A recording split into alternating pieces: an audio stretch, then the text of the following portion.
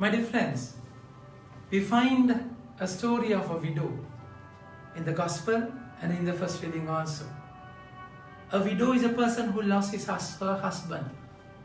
But then that is a state of terrible helplessness, where you are completely done with your life.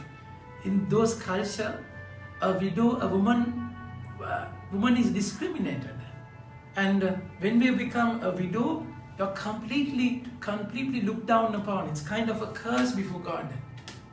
So in that dire strait, desperate situation, how God is intervening in their lives. The psalm beautifully says, the Lord upholds the orphan and the widow and throws the path of the wicked. So always, gospel, always in the salvation history, he had a soft corner towards the widows. I mean, downtrodden, helpless, the meek, the broken. He always loves a broken heart, isn't it? So in that state, in that dire strait, in that terrible situation, how God sent Prophet Elijah to the life of that widow in Sharephath.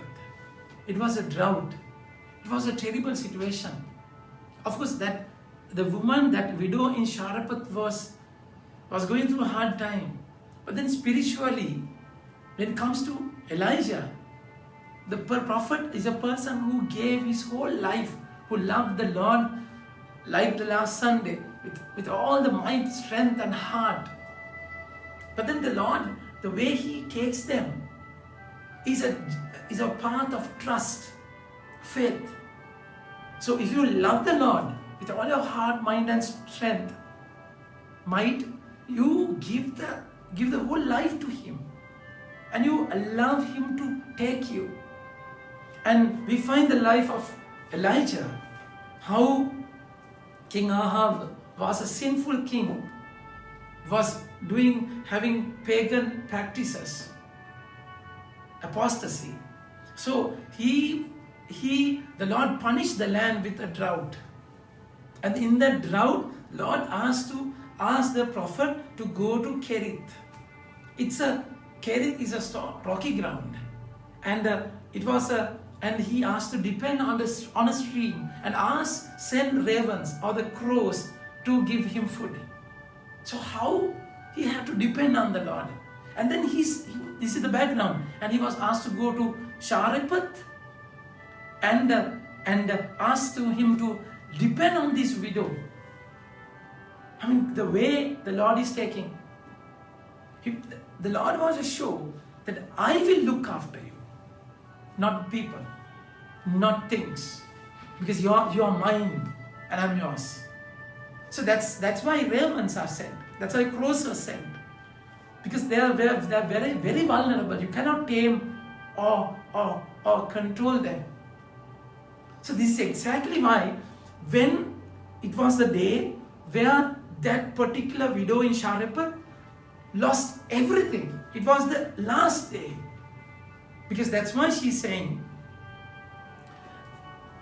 and now I am gathering a couple of sticks that I may go in and prepare it for myself and my son, that we may eat and die. It was the last bit of flour and oil. So see the way the Lord is dealing with them. He waits until the last moment to answer you. He won't answer in hand, in time. No. So that's why you should wait until the last moment. God can just do a miracle like this. And he sent the prophet. Prophet is the mouthpiece of God. Prophet brings the word of God, the promise of Yahweh. And then he got to that promise to be actualized, for that word to be a blessing. The Lord is asking something from that widow. And the prophet asked to give him some water. So when she was going to get some water, then he says that I may go and prepare for myself. Then he said, bring me a morsel of bread in your hand.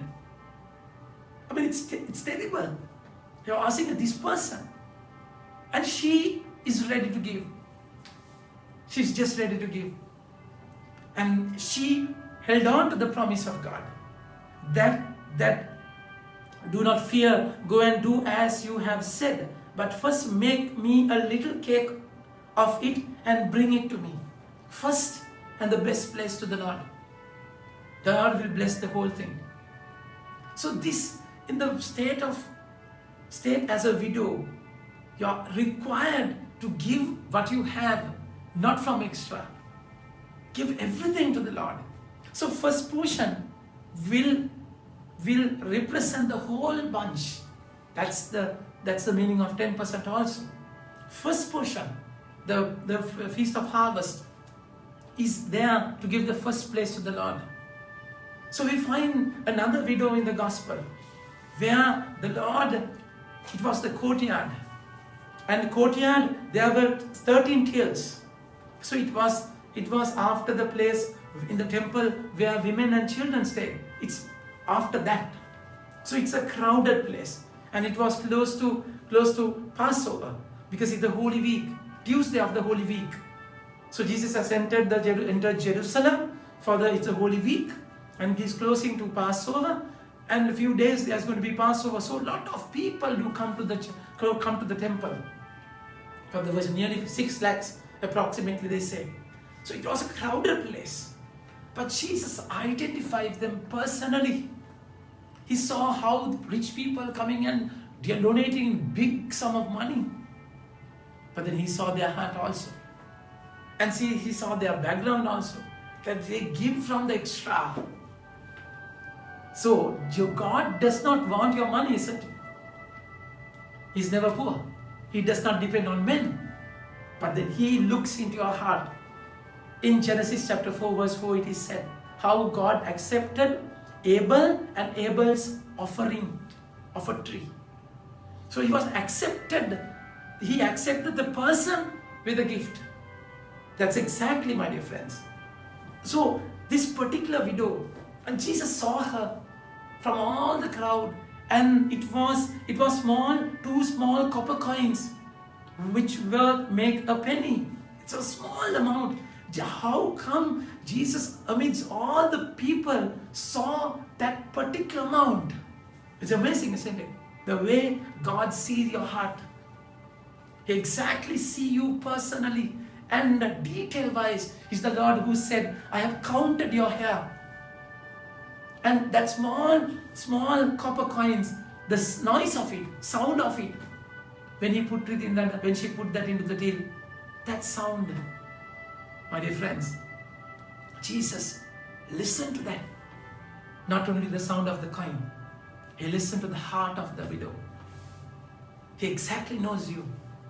And the disposition of that widow, that particular woman, she lost her husband. And from that day onwards, she knew how to depend on Him. For her, God was more than her husband. God was more than her father. He is more than her lover. He's everything for her. And that's exactly why she could trust Him completely. Jesus saying that this poor widow has put in more, that all those who are contributing to the offering box, for they all contributed out of their abundance, but she, out of her poverty, has put in everything she had. How come Jesus knows all the details? That's the amazing part of God. He just wants you completely. Give Him all. Give Him, surrender your life. That we don't believe that I am not looked after by this money or salary or people or anyone else. I am looked after by my God. He's the high priest who entered the Holy of Holies and gave His whole life for you and for me. So just give your life to Him. Amen. May God bless you.